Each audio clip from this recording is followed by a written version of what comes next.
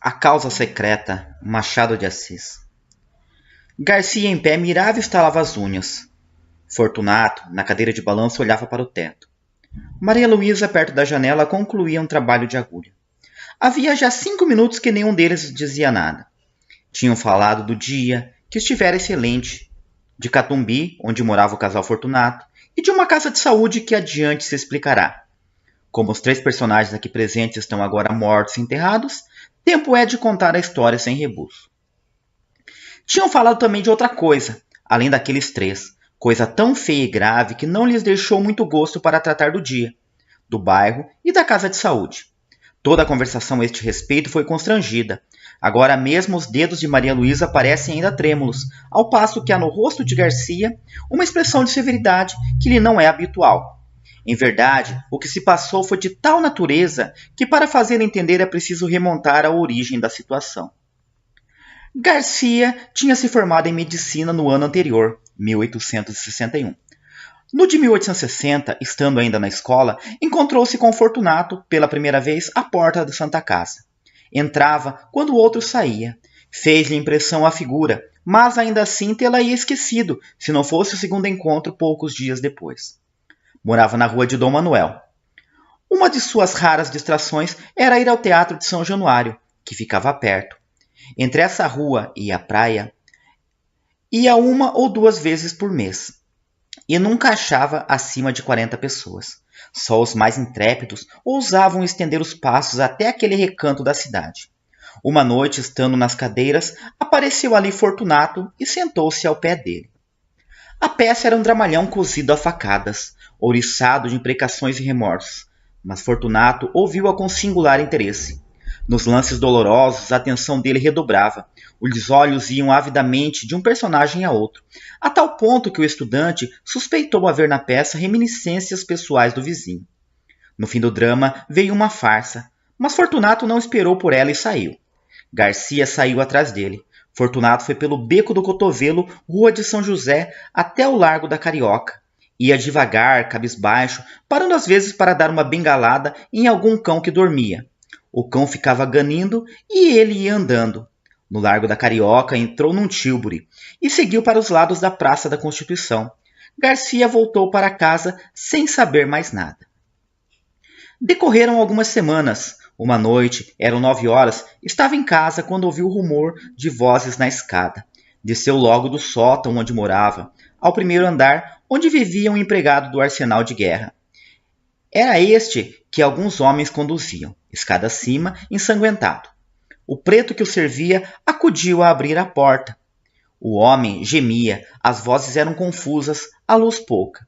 Deposto o ferido na cama, Garcia disse que era preciso chamar o médico. Já vem um, acudiu alguém. Garcia olhou, era o próprio homem da Santa Casa e do teatro. Imaginou que seria parente ou amigo do ferido, mas rejeitou a suposição, desde que lhe ouvira perguntar se este tinha família ou pessoa próxima. Disse-lhe o preto que não, e ele assumiu a direção dos serviços. Pediu às pessoas estranhas que se retirassem, pagou aos carregadores e deu as primeiras ordens. Sabendo que Garcia era vizinho e estudante de medicina, pediu-lhe que ficasse para ajudar o médico. Em seguida, contou o que se passara. Foi uma malta de capoeiras. Eu vinha do quartel de Moura, onde fui visitar um primo, quando ouvi um barulho muito grande, e logo depois um ajuntamento. Parece que eles feriram também a um sujeito que passava, e que entrou por um daqueles becos, mas eu só via este senhor, que atravessava a rua no momento em que um dos capoeiras, roçando por ele, meteu-lhe o punhal. Não caiu logo, disse onde morava, e como era a 2 passos, achei melhor trazê-lo. Conhecia-o antes? Perguntou Garcia. Não, nunca ouvi. Quem é? É um bom homem, empregado no arsenal de guerra. Chama-se Gouveia. Não sei quem é. Médico e subdelegado vieram daí a pouco. Fez-se o curativo e tomaram-se as informações. O desconhecido declarou chamar-se Fortunato Gomes da Silveira, ser capitalista, solteiro, morador em Catumbi. A ferida foi reconhecida grave. Durante o curativo, ajudado pelo estudante, Fortunato serviu de criado, segurando a bacia, a vela, os panos, sem perturbar nada, olhando friamente para o ferido, que gemia muito. No fim, entendeu-se particularmente com o médico, Acompanhou até o patamar da escada e reiterou ao subdelegado a declaração de estar pronto a auxiliar as pesquisas da polícia. Os dois saíram. Ele e o estudante ficaram no quarto.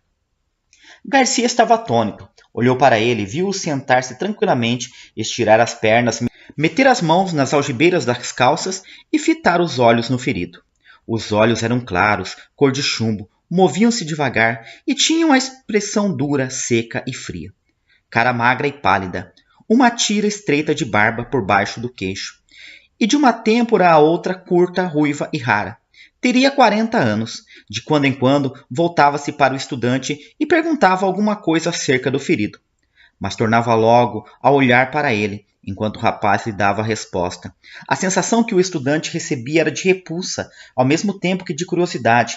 Não podia negar que estava assistindo a um ato de rara dedicação. E se era desinteressado como parecia, não havia mais que aceitar o coração humano como um poço de mistérios. Fortunato saiu pouco antes de 1 hora. Voltou nos dias seguintes, mas a cura fez-se depressa, e antes de concluída desapareceu sem dizer ao obsequiado onde morava. Foi o estudante que lhe deu as indicações do nome, rua e número. Vou agradecer-lhe a esmola que me fez logo que possa sair, disse o convalescente. Correu a Catumbi daí a 6 dias. Fortunato recebeu-o constrangido, ouviu impaciente as palavras de agradecimento, deu-lhe uma resposta enfastiada e acabou batendo com as bordas do chambre no joelho.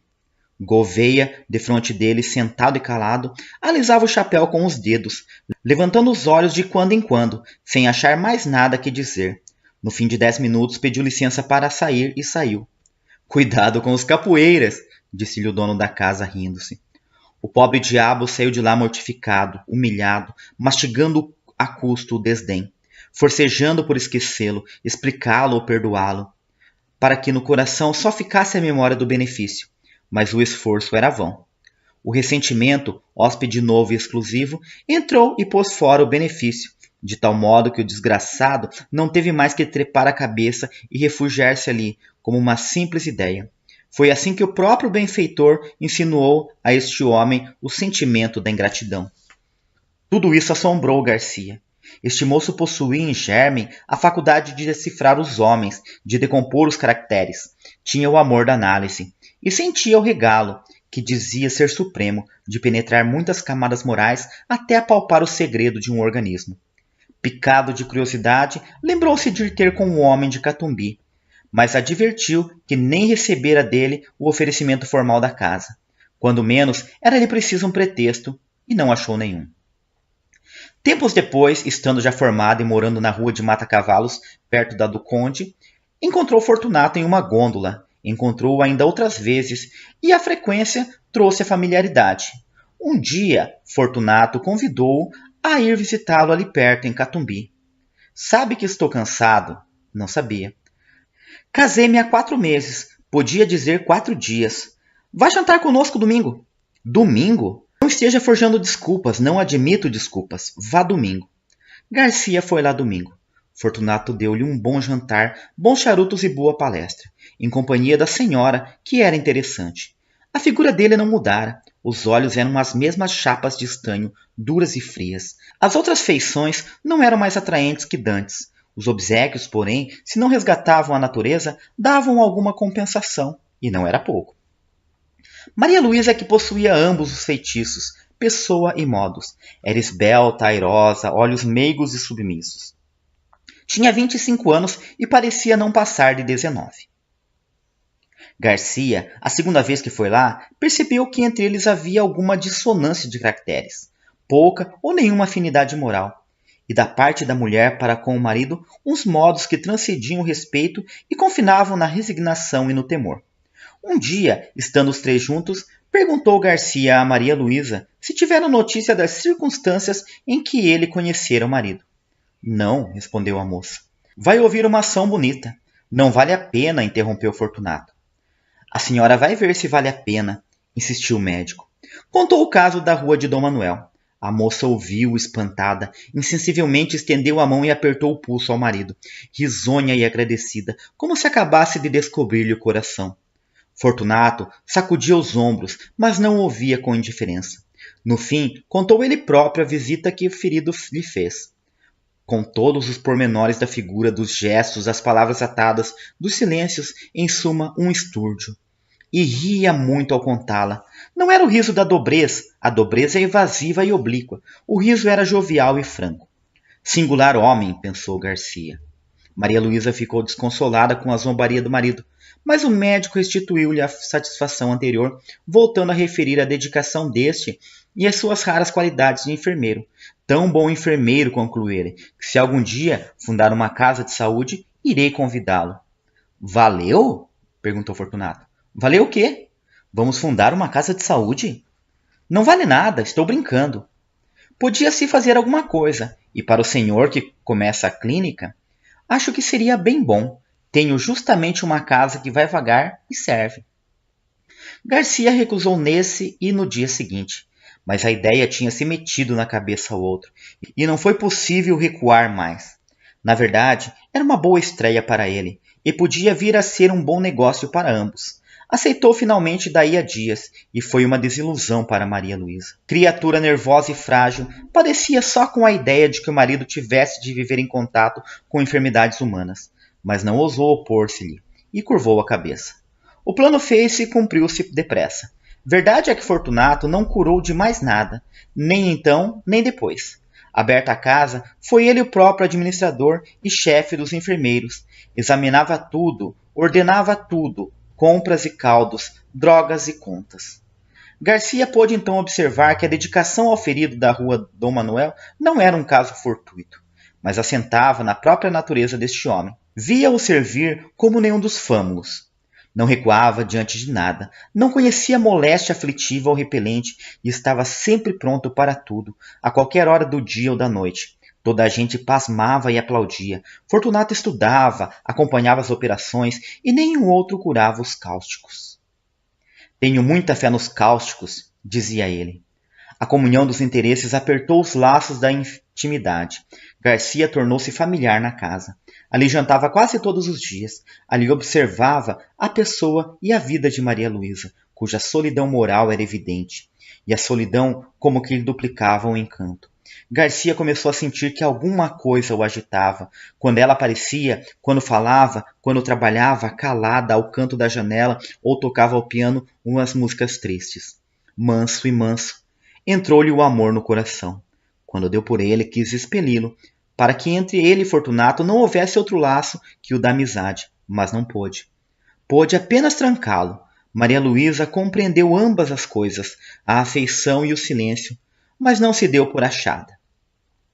No começo de outubro deu-se um incidente que desvendou ainda mais aos olhos do médico a situação da moça. Fortunato metera-se a estudar anatomia e fisiologia, e ocupava-se nas horas vagas em rasgar e envenenar gatos e cães. Como os guinchos dos animais atordoavam os doentes, mudou o laboratório para casa, e a mulher, com pleição nervosa, teve de os sofrer. Um dia, porém, não podendo mais, foi ter com um médico e pediu-lhe que, como coisa sua, alcançasse do marido a cessação de tais experiências. Mas a senhora mesma, Maria Luísa, acudiu sorrindo. Ele, naturalmente, achará que sou criança. O que eu queria é que o senhor, como médico, lhe dissesse que isso me faz mal e creia que faz. Garcia alcançou prontamente que o outro acabasse com tais estudos. Se os foi fazer em outra parte, ninguém o soube, mas pode ser que sim. Maria Luísa agradeceu ao médico, tanto por ela como pelos animais, que não podia ver padecer. Tossia de quando em quando. Garcia perguntou-lhe se tinha alguma coisa. Ela respondeu que nada. Deixe ver o pulso. Não tenho nada. Não deu o pulso e retirou-se. Garcia ficou apreensivo. Cuidava, ao contrário, que ela podia ter alguma coisa, que era preciso observá-la e avisar o marido em tempo. 2 dias depois, exatamente o dia em que vemos agora, Garcia foi lá jantar. Na sala, disseram-lhe que Fortunato estava no gabinete, e ele caminhou para ali. Ia chegando à porta, no momento em que Maria Luísa saía aflita. — Que é? — perguntou-lhe. — O rato! O rato! Exclamou a moça sufocada e afastando-se.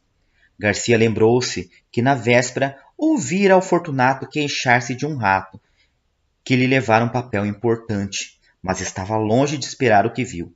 Viu Fortunato sentado à mesa que havia no centro do gabinete e sobre a qual puseram um prato com espírito de vinho. O líquido flamejava. Entre o polegar e o índice da mão esquerda segurava um barbante de cuja ponta pendia o rato atado pela cauda. Na direita tinha uma tesoura. No momento em que o Garcia entrou, Fortunato cortava ao rato uma das patas. Em seguida desceu o infeliz até a chama, rápido, para não matá-lo, e dispôs-se a fazer o mesmo à terceira, pois já lhe havia cortado a primeira. Garcia estacou horrorizado. Mate-o logo, disse-lhe. Já vai. E com um sorriso único, reflexo de alma satisfeita, alguma coisa que traduzia a delícia íntima das sensações supremas, Fortunato cortou a terceira pata ao rato. E fez pela terceira vez o mesmo movimento até a chama. O miserável estorcia-se, guinchando, ensanguentado, chamuscado, e não acabava de morrer. Garcia desviou os olhos, depois voltou-os novamente e estendeu a mão para impedir que o suplício continuasse, mas não chegou a fazê-lo, porque o diabo do homem impunha medo, com toda aquela serenidade radiosa da fisionomia. Faltava cortar a última pata. Fortunato cortou-a muito devagar, acompanhando a tesoura com os olhos. A pata caiu e ele ficou olhando para o rato meio cadáver. Ao descê-lo pela quarta vez até a chama, deu ainda mais rapidez ao gesto para salvar, se pudesse, alguns farrapos de vida. Garcia defronte conseguia dominar a repugnância do espetáculo para fixar a cara do homem.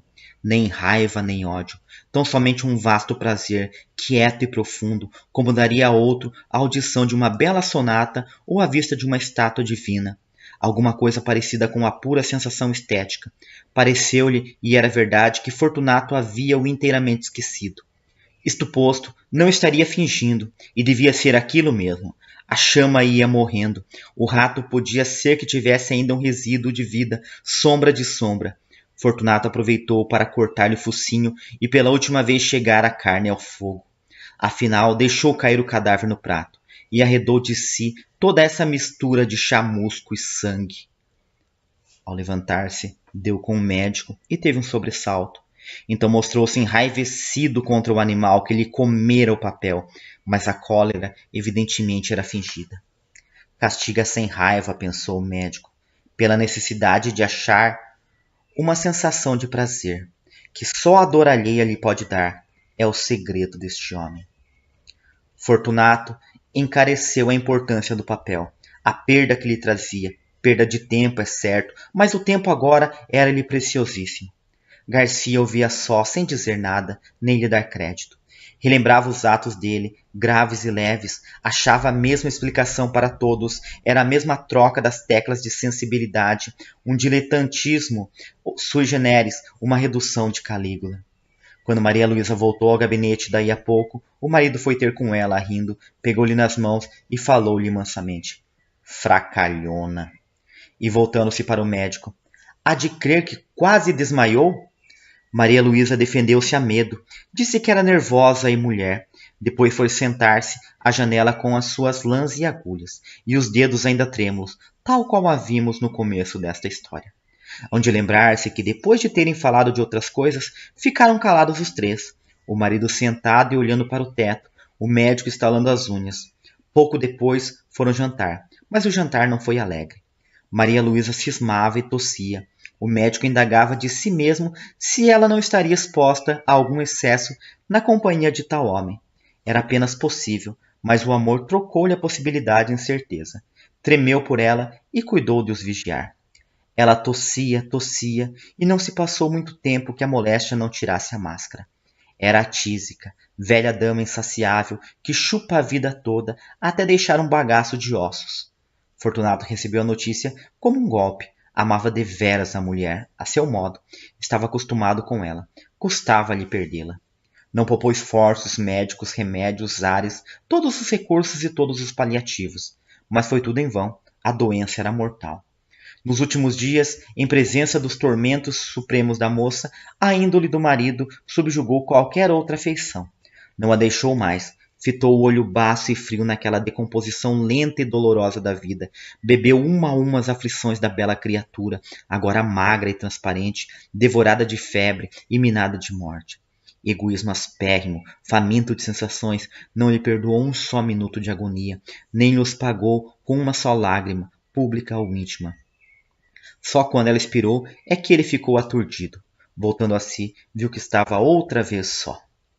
De noite, indo repousar uma parenta de Maria Luísa, que a ajudara a morrer, ficara na sala Fortunato e Garcia, velando o cadáver, ambos pensativos, mas o próprio marido estava fatigado. O médico disse-lhe que repousasse um pouco. Vá descansar, passe pelo sono 1 hora ou 2, eu irei depois. Fortunato saiu. Foi deitar-se no sofá da saleta contígua e adormeceu logo. 20 minutos depois acordou, quis dormir outra vez, cochilou alguns minutos até que se levantou e voltou à sala. Caminhava nas pontas dos pés para não acordar a parenta que dormia perto. Chegando à porta, estacou assombrado. Garcia tinha se chegado ao cadáver, levantara o lenço e contemplara por alguns instantes as feições defuntas. Depois, como se a morte espiritualizasse tudo, inclinou-se e beijou-a na testa. Foi nesse momento que Fortunato chegou à porta. Estacou assombrado. Não podia ser o beijo da amizade. Podia ser o epílogo de um livro adúltero. Não tinha ciúmes, note-se. A natureza compô-lo de maneira que não lhe deu ciúmes nem inveja. Mas dera-lhe vaidade, que não é menos cativa ao ressentimento. Olhou assombrado, mordendo os beiços. Entretanto, Garcia inclinou-se ainda para beijar outra vez o cadáver, mas não pôde mais. O beijo rebentou em soluços e os olhos não puderam conter as lágrimas que vieram em borbotões. Lágrimas de amor calado e irremediável desespero. Fortunato, à porta onde ficara, saboreou tranquilo essa explosão de dor moral, que foi longa, muito longa, deliciosamente longa.